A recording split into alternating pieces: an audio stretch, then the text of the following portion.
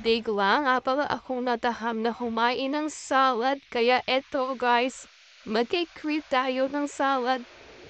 Ang sarap ng pagkakagawa ko rito. Tara, samahan niyo ako kung paano ko ito ginawa guys. Ayan, bumili na nga pala ako ng lettuce na gagamitin natin sa spaghetti gravy.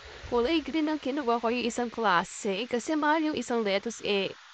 At saka, meron tayong pipino, ay hiniwa-hiwa ko na siya ng maliliit para hindi siya mahirap kagatin. Madali na siyang kagatin, di ba guys? Ayan, hinalo-halo ko na yan dyan. Pipino tsaka yung dahon ng lettuce na binili ko sa Hyper.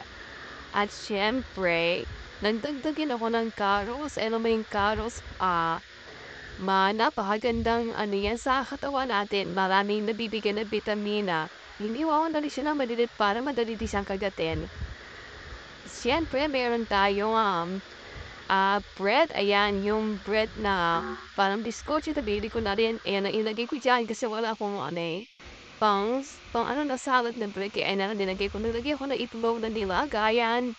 At keso, nilagyan ako ng keso. Siyempre, para masarap din salad.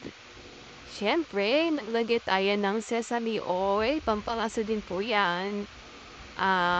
Hotdog, naglagay ako ng hotdog, dito kaya naman nalagay ako ng mayonnaise. Ayan na yung magpapasarap sa ating salad. Kailangan meron tayong mayonnaise para malasa siya guys. Ayan.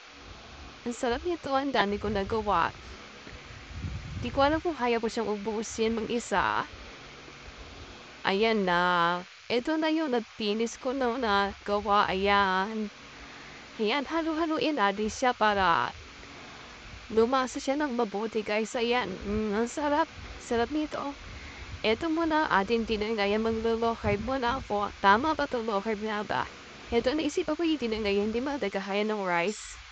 Kailangan ano tayo, healthy po ng ating kakainin ngayon para healthy tayo. Ganon. Yan, nanuli na. At mamaya, ready na siya.